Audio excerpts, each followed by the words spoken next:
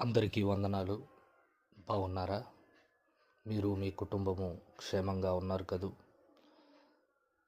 ప్రభు కృపను బట్టి మళ్ళీ కలుసుకుంటూ ఉన్నాం.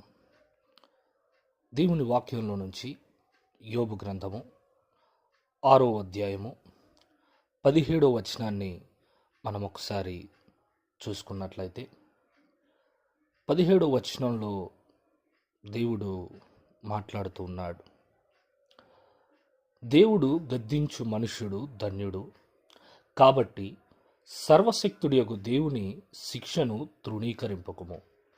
ఆయన గాయపరిచి గాయమును కట్టును, ఆయన గాయమును చేయును, ఆయన చేతులే స్వస్థపరచును.